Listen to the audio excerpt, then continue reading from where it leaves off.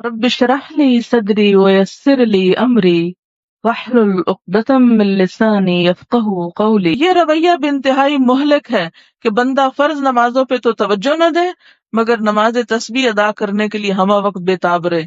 لہٰذا فرض نمازوں کے تارک کو پہلے سچی توبہ کرنی چاہیے، پھر وہ نماز تسبیح پڑھے تو اسے یقیناً فائدہ ہوگا، کیونکہ فرض قضا کر کے نفل پڑھنے میں فائدہ نہیں ہوتا۔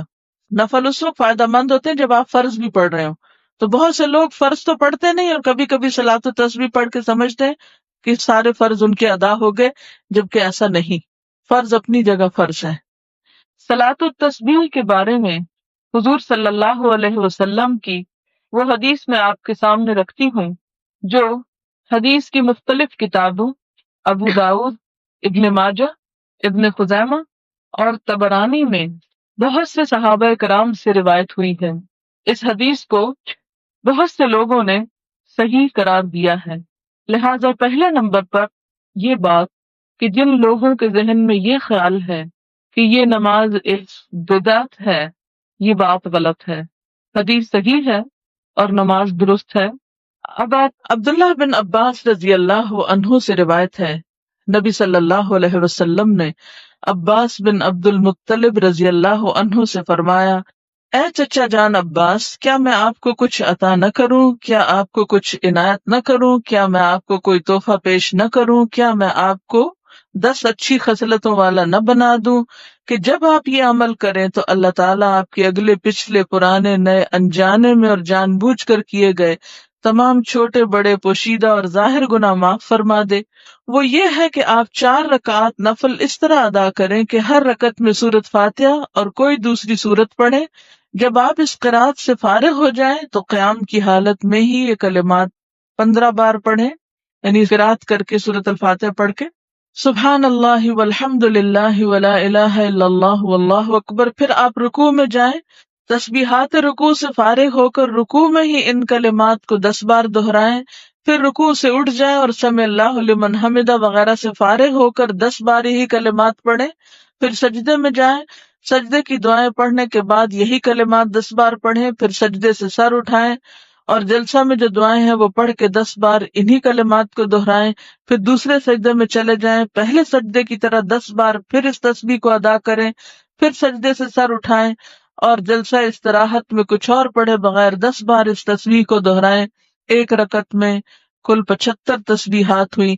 اسی طرح 4 رکعات میں یہ عمل دہرائیں۔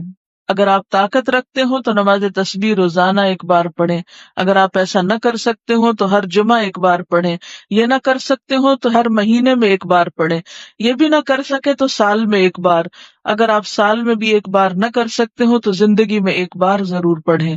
نماز تسبیح میں تسبیحات تشہد میں التحیات سے پہلے پڑھیں، بخلاف دوسرے ارکان کے، ٹھیک ہے؟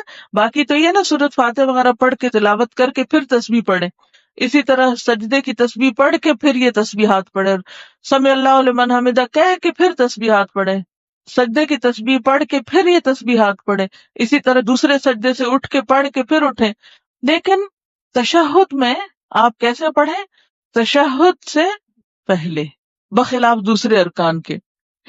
اب یہاں پر یہ سوال پیدا ہوتا ہے کہ اس نماز سے گناہوں کی بخشش کا وعدہ ہے، ٹھیک ہے، گناہوں کی بخشش تو ہو گئی، کیا اس بخشش کے بعد ہمارا طرز عمل اب یہ ہونا چاہیے کہ حضور صلی اللہ علیہ وسلم نے فرمایا کہ قیامت کے دن اللہ تعالیٰ انسان کے اعمال کے 3 دفتر کھولیں گے، ایک میں اس کے اچھے اعمال ہوں گے اور ایک میں اس کی خطائیں ہوں گی، تیسرا دفتر جس میں وہ تمام نعمتیں لکھی ہوں گی جو انسان کو دنیا میں عطا کی گئی ہوں گی۔ اللہ تعالیٰ ان نعمتوں میں سے ایک نعمت کو یہ کہے گا کہ تم اس کے نیک اعمال سے اپنی قیمت وصول کر لو، وہ نعمت تمام نیک اعمال کو اٹھا لے گی اور انسان کے پاس کوئی بھی نیکی باقی نہیں بچے گی۔ اس وقت اللہ تعالیٰ پھر اس کی نیکیوں کو دگنا کریں گے، مزید بڑھائیں گے اور انسان کو یہ احساس دلائیں گے کہ تم جو کچھ کر کے آئے ہو یہ اس حق سے بہت کم اور کہیں کم ہے جو تمہیں ادا کرنا چاہیے تھا۔ لہذا اسلام میں اس چیز کا کوئی تصور نہیں کہ انسان جان بوجھ کر غلط کام کرے۔ اگر کوئی ایسا کرتا ہے تو اس کے لیے جواب دہی بھی سخت ہوگی۔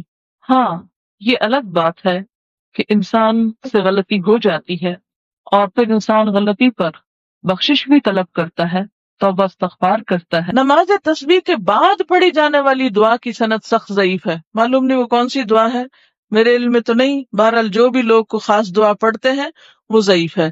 اس کے راوی عبد القدوس بن حبیب کو حافظ ہیثمی نے متروک اور عبداللہ بن مبارک نے کذاب کہا ہے۔ یاد رہے کہ اس حدیث شریف میں نماز تسبیح کو باجماعت ادا کرنے کا ذکر نہیں ہے، صرف انفرادی عمل کے طور پر نبی صلی اللہ علیہ وسلم نے اپنے چچا جان کو اس کی ترغیب دی ہے۔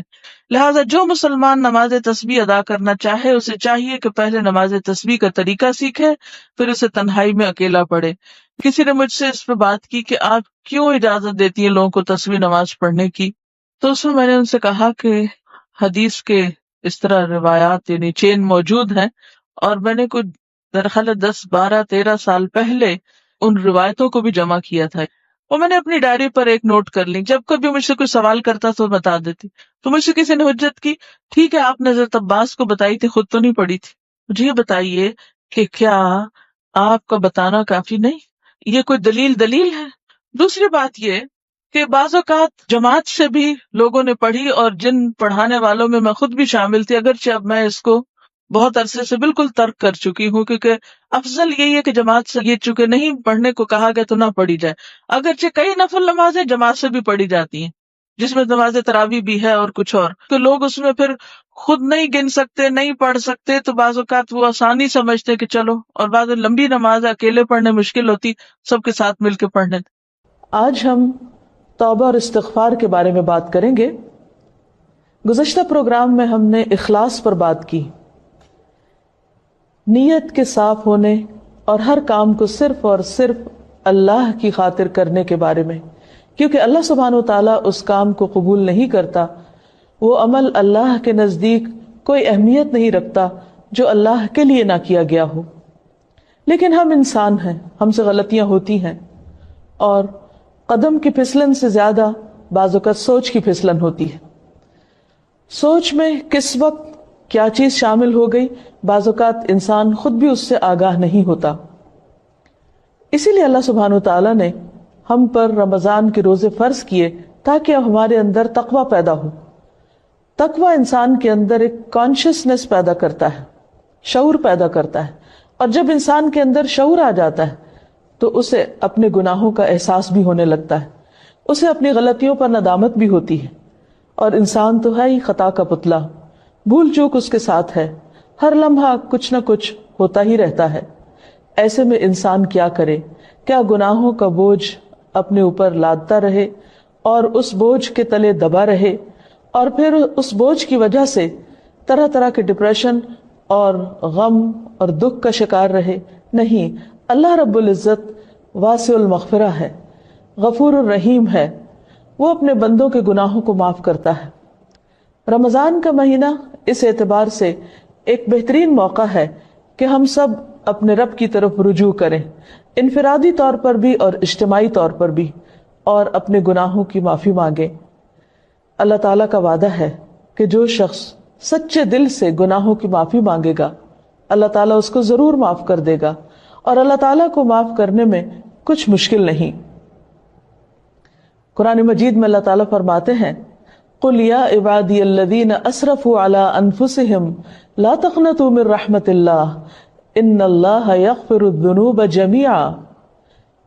آپ کہہ دیجئے کہ اے میرے بندو جنہوں نے اپنی جانوں پر زیادتی کی ہے، جنہوں نے خود پر ظلم کیا ہے، لا تقنطوا من رحمت اللہ، اللہ کی رحمت سے مایوس نہ ہو جاؤ، بے شک اللہ سارے گناہ معاف کر سکتا ہے۔ زکوٰۃ ادا کرنے والا جنتی ہے۔ حضرت ابو ہریرہ کہتے ہیں کہ ایک اعرابی نبی اکرم صلی اللہ علیہ وسلم کی خدمت میں حاضر ہوا اور عرض کیا، مجھے ایسا عمل بتائیے جسے کرنے سے میں جنت میں داخل ہو جاؤں۔ آپ نے فرمایا، اللہ تعالیٰ کی عبادت کرو، اس کے ساتھ کسی کو شریک نہ کرو، فرض نماز قائم کرو، فرض زکوٰۃ ادا کرو، اور رمضان المبارک کے روزے رکھو۔ اس نے کہا، اللہ کی قسم میں اس سے زیادہ کچھ نہ کروں گا۔ جب وہ آدمی واپس ہوا تو آپ نے فرمایا، جسے جنتی آدمی دیکھنا پسند ہو وہ اسے دیکھ لے۔ اسے بخاری نے روایت کیا ہے۔ تو اس سے کیا پتہ چلتا ہے کہ جو لوگ اپنے فرائض ادا کریں، اور اس موضوع کی مناسبت سے جو زکوٰۃ ادا کرنے والا ہے وہ اپنے اس فعل کی وجہ سے جنت میں جائے گا، جبکہ وہ باقی فرائض بھی ادا کرے۔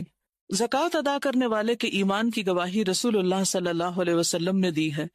حضرت ابو مالک اشعری سے روایت ہے کہ نبی اکرم صلی اللہ علیہ وسلم نے فرمایا، وضو اچھی طرح کرنا نصف ایمان ہے۔ کبھی ہم نے سوچا کہ یہ بھی ایمان کا حصہ ہے؟ جب ہم طہارت حاصل کر رہے ہوتے ہیں تو گویا ایک طرح سے اپنے ایمان کی بھی تجدید کر رہے ہوتے ہیں۔ اور الحمدللہ کہنا میزان کو نیکیوں سے بھر دیتا ہے۔ سبحان اللہ اور اللہ اکبر کہنا آسمان اور زمین کو نیکیوں سے بھر دیتے ہیں۔ کہیے الحمدللہ، سبحان اللہ، اللہ اکبر۔ جب ایسی کوئی حدیث سنا کریں، پڑھا کریں، فوراً ساتھ ہی عمل کر لیا کریں، کیونکہ پھر تو پتہ نہیں یاد کب تک رہتی ہے کب تک نہیں، لیکن جس وقت سامنے آئی چیز اسی وقت اس کو کر گزرے۔ نماز قیامت کے دن روشنی ہوگی، سبحان اللہ، اور زکوٰۃ صاحب ایمان ہونے کی دلیل ہے۔ صبر کرنا روشنی ہے، یعنی جو انسان صبر کرتا ہے اللہ تعالیٰ اس کے مسئلے کا حل نکال دیتا ہے۔ روشنی سے مراد کیا؟ یعنی آپ غم کے گھونٹ پی رہے ہیں، تکلیف میں ہیں، صبر کر رہے ہیں، اور صبر کرتے ہوئے کوئی غلط کام نہیں کرتے، تو شیطان آپ کو سجھاتا ہے کہ آپ کے مسئلے کا حل کچھ بھی نہیں ہوگا، آپ کو سولوشن نہیں ملے گا، لیکن اللہ سبحانہ تعالیٰ اچانک آپ کے دل میں خیال ڈال دیتے ہیں کہ اچھا یہ کام ایسے نہیں، ایسے کر لو، اور آپ کو کہتے ہیں کہ او مجھے سمجھ آ گئی مجھے کیا کرنا ہے۔ یہ کون سجھاتا ہے؟ یہ کہاں سے آتی ہے روشنی؟ یہ اللہ سبحانہ تعالیٰ آپ کو دے رہا ہوتا ہے، ٹھیک ہے؟ تو یہ جو صبر کے بعد آپ کو اجر ملتا ہے اور پھر ٹھنڈک ملتی ہے، جیسے پسینہ آنے کے بعد جسم ٹھنڈا ہو جاتا ہے، اسی طرح صبر کی شدت اور بھٹی سے گزرنے کے بعد بھی آپ کو ایمان کی حلاوت نصیب ہوتی، اور یقینی طور پر لازمی طور پر مسائل کا حل ملتا ہے، اور وہ اللہ سبحانہ تعالیٰ اسباب پیدا کر دیتا ہے۔ اور قرآن تیرے حق میں حجت بنے گا، یعنی قیامت کے دن، یا تیرے خلاف حجت بنے گا۔ اسے نسائی نے روایت کیا ہے۔ عربی کی عبارت دیکھیے، اس میں آپ دیکھیے یہ کہتے ہیں کہ والصلاۃ نور والزکاۃ برہان، والزکاۃ برہان، زکوٰۃ دلیل ہے کس بات کی؟ کہ تم مومن ہو، تو گویا ایمان کی علامت ہوئی۔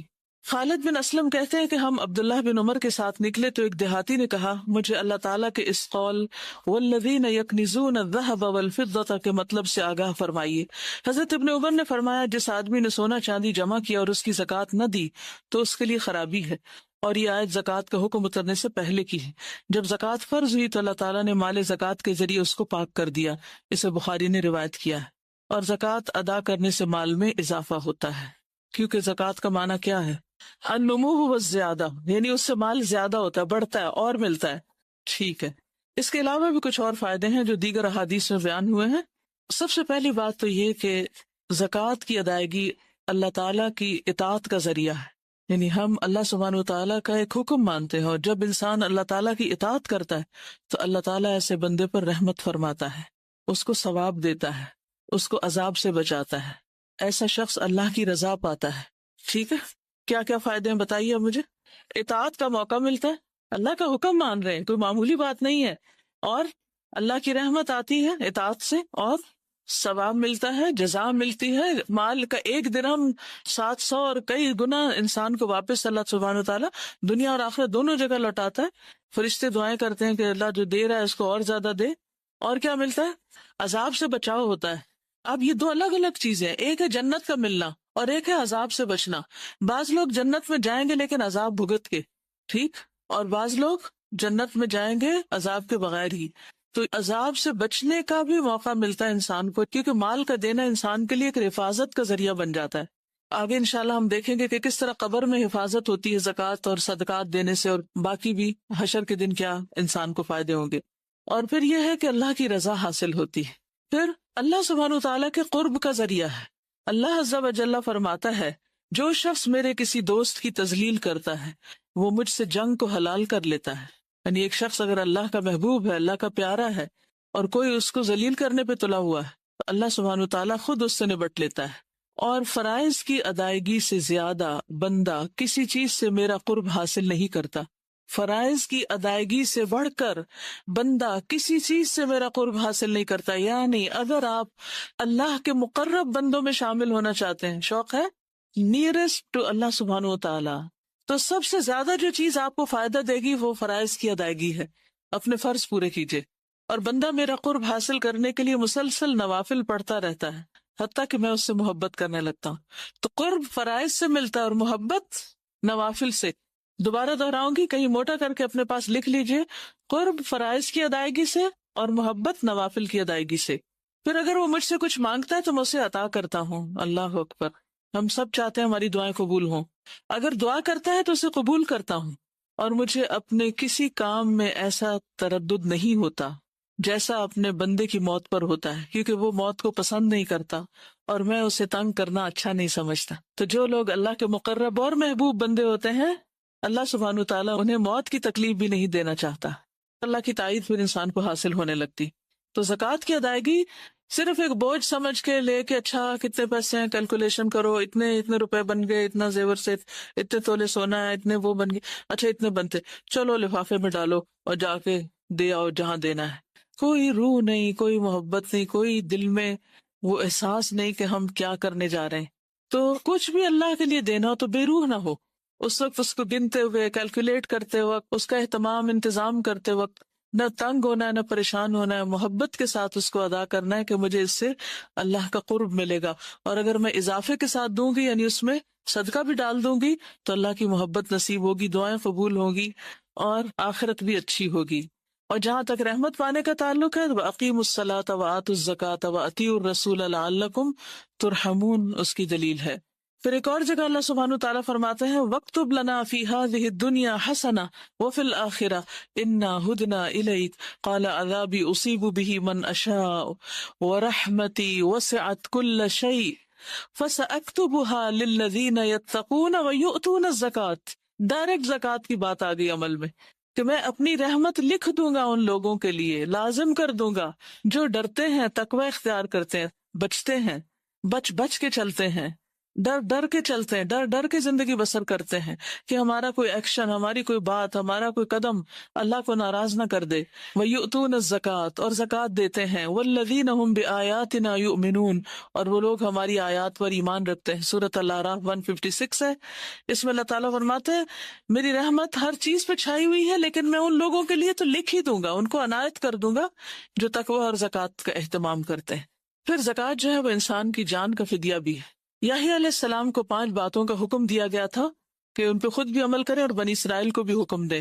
ان میں سے ایک ہے, میں تمہیں صدقہ کرنے کا حکم دیتا ہوں, کیونکہ اس کی مثال اس شخص کی ہے جسے دشمن نے قید کر کے اس کے ہاتھ گردن سے باندھ دیے ہوں, مصیبت میں پھنس گیا ہو انسان. اب امیجن کیجئے, دشمن نے قید بھی کر لیا, گردن سے ہاتھ بھی باندھ دیے, یعنی ویسے بھی انسان آئسولیشن میں اور اوپر سے ہاتھ بھی بندھے ہوئے ہیں, اور پھر اسے قتل کرنے کے لیے لے چلیں, اور وہ ان سے کہے کیا تم میری جان کا فدیہ وصول کرنے کے لیے تیار ہو؟ پھر وہ تھوڑے اور زیادہ کے ذریعے جس طرح بھی بن پڑے اپنی جان کا فدیہ پیش کرنے لگے, یہاں تک کہ اپنے آپ کو چھڑا لے.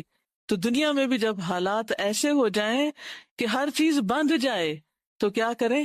صدقہ دیں, اور خصوصاً اگر کوئی زکوٰۃ میں سے کمی بیشی رہتی ہو تو پہلے اس کو پورا کریں, کیونکہ نفلی صدقات زکوٰۃ کے قائم مقام نہیں ہو سکتے. واضح؟ پہلے اپنے فرض کو پورا کریں اور پھر اس کے بعد نوافل کی طرف توجہ دیں. پھر ایک اور فائدہ یہ ہے کہ گناہوں اور خطاؤں کو مٹانے کا باعث ہوتا ہے صدقہ اور زکوٰۃ. سورۃ المائدہ 12 میں اللہ تعالیٰ فرماتے ہیں کہ ہم نے بنی اسرائیل سے پکا وعدہ لیا اور ہم نے ان میں 12 سردار مقرر کیے, اور اللہ نے فرمایا بے شک میں تمہارے ساتھ ہوں, انی معکم, اللہ کا ساتھ, لئن اقمتم الصلاۃ وآتیتم الزکاۃ, اگر تم نے نماز پڑھی اور زکوٰۃ ادا کری. ٹھیک, تو اس سے کیا پتہ چلتا ہے کہ اللہ کا ساتھ نصیب ہوتا ہے, اللہ کی مدد آتی ہے اس شخص کو جو زکوٰۃ دیتا ہے. اور میرے رسولوں پر ایمان لائے اور انہیں قوت دی اور اللہ کو قرض دیا, اچھا قرض, یعنی دین کے راستے میں جان مال سے مدد کی, تو یقیناً میں تم سے تمہارے گناہ ضرور دور کر دوں گا. تو اس سے کیا ہوتا ہے؟ گناہوں کا کفارہ. اور یقیناً تمہیں ایسے باغوں میں داخل کروں گا جن کے نیچے نہریں بہتی ہوں گی. پھر جس نے اس کے بعد تم میں سے کفر کیا تو یقیناً وہ سیدھے راستے سے بھٹک گیا. جنرلی بھی صدقے کے بارے میں آتا ہے کہ صدقہ گناہوں کو اس طرح ختم کر دیتا ہے جیسے پانی آگ کو بجھا دیتی. اللہ اکبر. کیونکہ گناہ انسان کے راستے کی رکاوٹ ہوتے ہیں. انسان کی نیکی کے راستے میں کیا چیز رکاوٹ بنتی ہے؟ گناہ. انسان کے رزق کے راستے میں کیا چیز رکاوٹ بنتی ہے؟ گناہ. تو اس کے لیے پھر کیا کرنا چاہیے؟ صدقہ کرنا چاہیے تاکہ رکاوٹیں دور ہو جائیں. ٹھیک ہے. سب اعمال میں افضل عمل صدقہ. اب میں صدقے کی کچھ حدیثیں بیچ میں اس لیے لا رہی ہوں کہ صدقات کی کتنی قسمیں؟ 2 قسمیں, ایک فرض اور ایک نفل. تو جب صدقے کا لفظ آتا ہے نا قرآن مجید میں یا حدیث میں, تو اس سے مراد دونوں ہو سکتے ہیں. عام طور پر جب ہم صدقہ بولتے ہیں تو اس سے مراد صرف کیا لیتے ہیں؟ نفل صدقہ. تو نفل ادا کرنے سے پہلے فرض کی فکر کیجئے. اس کے جو فضائل ہیں یا فضیلت ہے زکوٰۃ ادا کرنے کی، یہ جب صدقے کا لفظ ہے تو اس کو بھی اس میں ایک عمومی معنی میں لا سکتے ہیں کہ اس کا یہ فائدہ ہو. کیونکہ ہم پتہ کیا ہمارے ذہن میں اشکال کیا ہے؟ ہمارے ذہن میں اشکال یہ ہے کہ یہ تو فرض ہے نا، یہ کون سا احسان جتانا ہے اور اس سے ہمیں کیا ملے گا، تو فرض ادا کر رہے ہیں. یعنی جب فرض کی ادائیگی ہوتی ہے تو عموماً ہم کسی بھی چیز کی توقع نہیں رکھتے بدلے میں، جواب میں. ایسا ہی ہے. آپ میں سے کون کون زکوٰۃ دیتے ہیں؟ تھوڑا سا مجھے اندازہ ہو جائے کہ میں کن لوگوں کو پڑھا رہی ہوں جن کو کچھ پریکٹیکل ایکسپیرینس بھی ہے یا نہیں. اوکے الحمدللہ. اور کچھ نے آئندہ انشاءاللہ دینی ہے شادی وادی کے بعد جب زیور ملے گا تو. اور ہو سکتا ہے اب بھی آپ صاحب نصاب ہوں اور آپ کو پتہ ہی نہ ہو، تو آگے انشاءاللہ کھل جائے گا آپ پر کہ آپ پہ زکوٰۃ آتی ہے کہ نہیں آتی. تو آپ نے آج تک جتنی بھی زکوٰۃ دی، کبھی زکوٰۃ دیتے ہوئے یہ سوچ آئی کہ اس پہ مجھے ثواب بھی ملے گا؟ کم آتی ہے نا، کم خیال آتا ہے کہ اس پہ ثواب ہوگا یا اس سے مجھے کوئی میری بلا ٹلے گی یا اس سے مجھے اللہ کا قرب نصیب ہوگا یا جنت یا رحمت یا. تو اس لیے بہت ضروری ہے کہ ان احادیث کو ریفریش کر لیا جائے.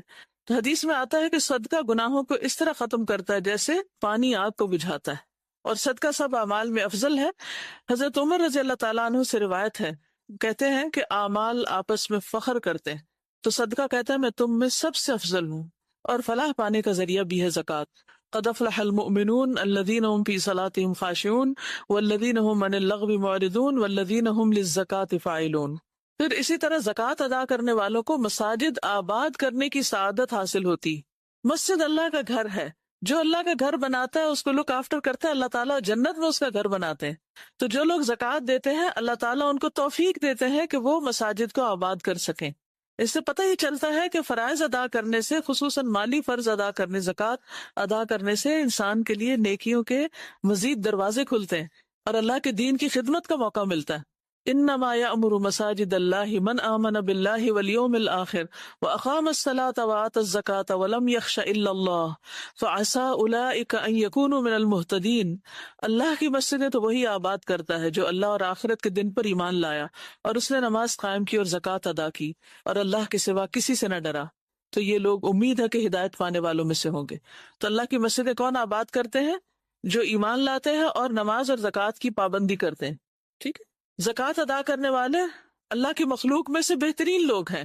ابو ہریرہ کہتے ہیں نبی صلی اللہ علیہ وسلم نے فرمایا، کیا میں تمہیں مخلوق میں سب سے بہتر آدمی کے بارے میں نہ بتاؤں؟ صحابہ نے عرض کیا کیوں نہیں یا رسول اللہ؟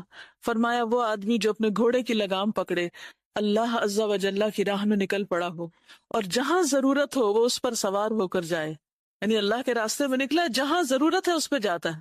کبھی اس نے روکا ہی نہیں کہ یہ میرا پرسنل گھوڑا ہے اور میرے ذاتی کاموں کے لیے ہے اور میں اس پر اب کوئی اور اللہ کے راستے کا کام کیسے کروں. جیسے عام طور پر ہم جب ذاتی ضرورت کے لیے کہیں گاڑی دوڑانی ہوتی ہے تو خوشی سے جاتے ہیں، لیکن اگر دین کے کام کے لیے کہیں نکلنا ہو تو ہم سوچنے لگتے ہیں کہ اس کا پیٹرول کون دے گا. فرمایا کہ اللہ کے راہ میں نکل پڑا ہو، جہاں ضرورت ہو وہ اس پر سوار ہو جائے. پھر فرمایا کیا میں تمہیں اس کے بعد والے آدمی کے بارے میں بتاؤں کہ اس کے بعد کس کا درجہ افضل؟ تو وہ ہے نمبر 1 ٹاپ کلاس. اور سیکنڈ نمبر پہ کون ہے مقابلے میں؟ صحابہ نے عرض کیا کیوں نہیں ہے اللہ کے رسول صلی اللہ علیہ وسلم، آپ ہمیں ضرور بتائیے. فرمایا وہ آدمی جو اپنی بکریوں کے ریوڑ میں ہو، یعنی بکریاں چراتا ہے، چرواہا ہے بظاہر دنیا میں، چرواہا شیپرڈ. کبھی کسی نے چرواہا دیکھا؟ اچھا کوئی بتائے گا دیکھ کر کیا خیال آیا؟ ہے بیچارہ مسکین. اور مجھے پتہ کیا آتا ہے خیال، کہتے اللہ کو اس کی بکریاں خرید لے. کیونکہ ہم عام طور پہ کب دیکھتے ہیں چرواہے؟ جب عید کا موقع ہوتا ہے نا تو وہ شہر میں لیے پھر رہے ہوتے ہیں. کوئی جس سڑک پہ جاؤ وہاں وہ ساتھ لے کے تو چرا رہے ہوتے ہیں اور لے جا رہے ہوتے ہیں. تو فکر ہو رہی ہوتی ہے کہ پتہ نہیں ایسے واپس نہ چلے جائیں، کہ کتنی سال بھر محنت کی ہے انہوں نے اور اب یہ. تو بہرحال ہمارے دل میں یہی خیال ہے، میرے دل میں تو کم از کم رحم آتا ہے ان پر. لیکن اللہ کی نظر میں اس کا مقام کیا؟ اگر وہ نماز قائم کرے اور اس کی زکوٰۃ دیتا ہو. یاد رکھیے جو مال بڑھتا ہے اس پہ زکوٰۃ ہوتی ہے. جو مال بڑھتا ہے جیسے بکریاں بڑھتی ہیں، تو جو بکریوں کے ریوڑ میں ہو نماز ادا کرے اور زکوٰۃ ادا کرے، کیونکہ اس کی دنیا وہی بکریاں ہیں نا، وہ ان کو چھوڑ کے نماز نہیں پڑھے گا کہ یہ کہیں گم نہ جائے، ادھر ادھر نہ نکل جائے. تو وہ اس حال میں بھی نماز پڑھتا ہے اور پھر دھیان رکھتا ہے اپنا پورا نصاب کا، وہ گن کے رکھتا ہے کہ کتنی بکریاں میری، اس میں سے کتنی زکوٰۃ ہوگی، کس تاریخ کو زکوٰۃ ہوگی، اور وہ اس کی زکوٰۃ ادا کرتا ہے. اور فرمایا کیا میں تمہیں مخلوق میں سب سے بدتر آدمی کے بارے میں نہ بتاؤں؟ صحابہ نے عرض کیا کیوں نہیں؟ فرمایا وہ آدمی جس سے اللہ کے نام پر کچھ مانگا جائے اور وہ کچھ نہ دے، جس سے اللہ کے نام پر کچھ مانگا جائے اور وہ کچھ نہ دے، یعنی صدقہ نہ کرے۔ پھر وہ لوگ بھی اللہ کو پسند ہیں جو زکوٰۃ کا حکم دیتے ہیں، جیسے انبیاء، وَاذْكُرْ فِي الْكِتَابِ إِسْمَاعِيلَ إِنَّهُ كَانَ صَادِقَ الْوَعْدِ وَكَانَ رَسُولًا نَبِيًّا وَكَانَ يَأْمُرُ أَهْلَهُ بِالصَّلَاةِ وَالزَّكَاةِ وَكَانَ عِندَ رَبِّهِ مَرْضِيًّا۔ کہ اسماعیل علیہ السلام اپنے رب کے بڑے پسندیدہ تھے، کیونکہ ان کی صفات میں کیا کیا چیز شامل تھی؟ صادق الوعد، سچے تھے وعدے کے، اور صرف خود نہیں نماز اور زکوٰۃ ادا کرتے تھے بلکہ اپنے گھر والوں کو بھی حکم دیتے تھے۔ تو اگر آپ رب کا مرضیہ بننا چاہتی ہیں تو صرف نام رکھنے سے کافی نہیں ہوگا تو مرضیہ نام رکھ لیں اپنا، بلکہ کیا کرنا پڑے گا؟ خود ادا کرنے کے ساتھ ساتھ گھر والوں کو بھی بتانا پڑے گا۔ آپ کچھ شیئر کر رہے ہیں گھر جا کر کہ کچھ نہیں بتا رہے؟ گھر جا کر امی کو کیا بتایا؟ لائیو کلاس لے لیں۔ آپ نے خود کیوں نہیں بتایا؟ یہ بھی ایک نیکی کا کام ہے کہ آپ نے کسی کو راہ لگا دیا، لیکن خود بھی بتانا چاہیے، ٹھیک ہے؟ ایک ایک بات گھر جا کے ضرور شیئر کیا کریں، کم از کم چہرے والی بات ہی سب کو شیئر کر دیتے۔ الحمدللہ کہتی ہے کہ انہوں نے ایک بات بتائی تو ہسبینڈ کہتے ہیں سب کیوں نہیں بتاتی، اور بھی بتائیں۔ الحمدللہ بہت اچھی بات ہے۔ اور ہاسٹل والے کیا کر سکتے ہیں؟ آپس میں ڈسکس کریں، برین اسٹارم کریں، اور اپنے جذبات کا اظہار کریں کہ ایک چیز کو پڑھ کے آپ کے دل میں عمل کی کیا خواہش پیدا ہوئی ہے۔ لیکن علمی گفتگو اور آپس میں ایک دوسرے سے تذکرہ، مذاکرہ، ڈسکشن علم کو پختہ کرنے کے لیے بہت ضروری ہے، ٹھیک ہے؟ پھر مال کا شر اور وبال دور کرنے کا ذریعہ ہے۔ جابر رضی اللہ عنہ سے مروی ہے کہ ایک شخص نے کہا، اے اللہ کے رسول صلی اللہ علیہ وسلم، اگر کوئی شخص اپنے مال کی زکوٰۃ ادا کرے تو کیسا ہے؟ آپ نے فرمایا، جس نے اپنے مال کی زکوٰۃ ادا کی بس اس سے اس کے مال کی برائی جاتی رہے گی، یعنی اس کے مال کا شر دور ہو جائے گا، اس کا نقصان دور ہو جائے، یعنی اس کے اندر بھی خیر اور شر ہے نا۔ بعض اوقات اپنے ہی مال سے آپ ایسی چیز خرید بیٹھتے ہیں جو آپ ہی کے لیے وبال جان بن جاتی۔ مثلا ایک گاڑی خرید لیتے ہیں جس سے ایکسیڈنٹ ہو کے انسان کا انتقال ہی ہو جاتا ہے، اور یہ تو آپ نے پڑھا ہی کہ صدقات کو اللہ تعالیٰ بڑھاتا ہے، زکوٰۃ دینے سے مال بڑھتا ہے۔ یمحق اللہ الربا ویربی الصدقات۔ اور پھر سورۃ الروم کی 39 آیت جو بھی بتا رہی تھی کہ فاولئک هم المضعفون۔ اور پھر یہ وعدہ بھی سورۃ سبا 39 میں کیا گیا، وما انفقتم من شیء فهو یخلفہ وَهُوَ خَيْرُ الرَّازِقِينَ۔ اور تم جو بھی چیز خرچ کرتے ہو وہ اس کی جگہ اور دیتا ہے، فَهُوَ يُخْلِفُهُ، تم جو بھی چیز خرچ کرتے ہو وہ اس کی جگہ اور دیتا ہے۔ ایسا نہیں ہے کہ وہ تم سے لے لے اور پھر تمہیں دینا بھول جائے، وہ ضرور دیتا ہے، اور وہ سب رزق دینے والوں سے بہتر ہے۔ کوئی ماں باپ، کوئی بہن بھائی، دوست، عزیز، رشتہ دار، شوہر، کوئی بھی ایسا نہیں ہو سکتا کہ جو آپ کو اس طرح دے جو رب دیتا ہے۔ اور پھر صدقہ مال کو کم نہیں کرتا، ما نقصت صدقۃ من مال، اس میں برکت اور اضافہ ہو جاتا ہے، کیونکہ زکوٰۃ تو ہے ہی بڑھانے والی مال کو۔ حدیث قدسی میں آتا ہے کہ خرچ کرو تم پر خرچ کیا جائے گا، یا خرچ کرو میں تم پر خرچ کروں گا۔ رسول اللہ صلی اللہ علیہ وسلم نے فرمایا، صحیح مسلم کی روایت ہے، اللہ کا دایاں ہاتھ بھرا ہوا ہے اور رات دن کی فیاضی سے اس میں کوئی کمی واقع نہیں ہوتی۔ کیا تم نہیں دیکھتے کہ اس نے آسمان و زمین کے پیدا کرنے سے کتنی فیاضی کی ہے؟ جب سے آسمان و زمین پیدا ہوئے وہ خرچ کر رہا ہے، لیکن اس کے دائیں ہاتھ میں کوئی کمی واقع نہیں ہوتی، یعنی سب کچھ دے کے بھی کچھ نہیں ختم ہوتا۔ پھر اسی طرح اللہ سبحانہ وتعالیٰ کئی گنا بڑھا کے چیز واپس کرتے ہیں۔ ان المصدقین والمصدقات واقرضوا اللہ قرضا حسنا یضاعف لهم ولهم اجر کریم۔ بلا شبہ صدقہ کرنے والے مرد اور صدقہ کرنے والی عورتیں اور جنہوں نے اللہ کو اچھا قرض دیا انہیں کئی گنا زیادہ دیا جائے گا اور ان کے لیے باعزت اجر ہے۔ صدقہ اور زکوٰۃ کی دنیا میں بھی حیران کن اثرات نظر آتے ہیں۔ کیا آپ نے وہ کہانی سن رکھی ہے جس میں ایک آدمی جو جنگل میں چلا جا رہا تھا اور اس کے کانوں میں ایک آواز پڑی جو بادل سے آ رہی تھی کہ فلاں شخص کے باغ کو سیراب کرو، تو اس آواز پر وہ شخص بادل کی طرف چلا کہ بادل کدھر جا رہا ہے، تو ادھر ادھر موو ہونے لگا، دیکھا تو بادل ایک پتھر کے اوپر برسا ہے، ایک پتھریلی جگہ پہ برسا ہے، اور جب پانی برسا تو وہ پانی نالیوں کی شکل میں ایک کھالے کے شکل میں آ کے اکٹھا ہو گیا، اور پھر وہ اس پانی کے پیچھے جانے لگا تو وہ ایک خاص شخص کے کھیت تک جا رہا تھا۔ وہاں ایک شخص اپنے کھیت کو پانی لگا رہا تھا، تو اس نے اس کا نام پوچھا۔ اس نے جب اپنا نام بتایا تو کہا یہ تو وہی نام ہے جو میں نے ابھی بادل میں سنا تھا۔ تو پھر اس نے پوچھا کہ تم میرا نام کیوں پوچھ رہے تھے؟ تو اس نے کہا کہ میں نے بادل میں آواز سنی کہ جس کا یہ پانی ہے اور اس میں تمہارا نام لے کر کہا گیا کہ فلاں آدمی کے باغ کو سیراب کر دو، یعنی بادل کو حکم ملا کہ یہ پانی فلاں کے باغ کے لیے ہے، اب تم بتاؤ تم کون سا ایسا عمل کرتے ہو جس کی وجہ سے تمہارے ساتھ یہ معاملہ کیا جا رہا ہے؟ اس نے کہا کہ اگر آپ اصرار کرتے ہیں تو میں آپ کو بتا دیتا ہوں، میں باغ کی پیداوار پر غور کرتا ہوں تو میں اس کے 3 حصے کرتا ہوں، 1/3 صدقہ کرتا ہوں، 1/3 دے دیتا ہوں، اندر 1/3 جو ہے اس کو اپنے گھر والوں کو کھلاتا ہوں، گھر والوں کی ضروریات پوری کرتا ہوں، اور باقی تیسرا حصہ یعنی ٹوٹل مال کے 3 حصے کر کے 1 صدقہ کر دیا، 1 گھر والوں کو دے دیا اور 1 واپس باغ میں ڈال دیتا ہوں، یعنی اس پر پھر مزید جو کچھ خرچ آتا ہے باغ کو سنوارنے میں وہ لگا دیتا ہوں۔ تو کتنی زبردست رسک مینجمنٹ تھی کہ اللہ نے دیا، اس میں اپنا حصہ حق بھی رکھا، گھر والوں کا رکھا، اور اس کے ساتھ ساتھ کیا کیا، غریبوں کو بھی یاد رکھا، صدقہ بھی کیا، اور پھر باغ کا بھی حق نہیں بھولا کہ جو دے رہا ہے اس کو بھی دیا جائے۔ پھر مال کا خرچ کرنا انسان کو سخی بناتا ہے۔ اب آپ کہیں گے یہ کیسے ہوتا؟ پتہ کیا ہے، انسان وہ کام بار بار کرنا چاہتا ہے اور کرنا چاہتا ہے جس کے کرنے سے اس کو مزہ آتا ہے۔ تو جب آپ اللہ کے راستے میں دیتے ہیں تو آپ کو خوشی ہوتی ہے، اس خوشی کا مزہ پھر لینا چاہتے ہیں، پھر آپ اور کرتے ہیں، پھر آپ اور کرتے ہیں، تو اس طرح نفس میں فراخی آتی چلی جاتی۔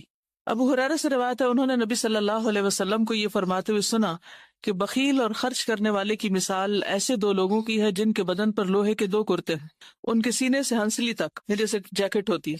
جب خرچ کرنے والا خرچ کرتا ہے تو اس کے تمام جسم کو وہ کرتا چھپا لیتا ہے اور تمام جسم پر پھیل جاتا ہے، یعنی اس کی کنڈیاں کھلنے لگتی ہیں، وہ لمبا ہونا شروع ہو جاتا ہے، اور اس کی انگلیاں اس میں چھپ جاتی ہیں، بازو بھی لمبے ہو جاتے ہیں، چلنے میں اس کے پاؤں کا نشان مٹ جاتا ہے، یعنی اس کے نیچے بھی لانگ ڈریس بن جاتا ہے۔ لیکن بخیل جب خرچ کرنے کا ارادہ کرتا ہے تو اس کا ہر ہلکا ایک دوسرے سے چمٹ جاتا ہے، تانگ ہونے لگتا ہے، اور پھر وہ اسے کھولنا چاہتا تو کھلتا نہیں اور وہ کچھ دے نہیں پاتا۔ تو یہ 2 ڈفرنٹ پرسنالٹیز ہیں۔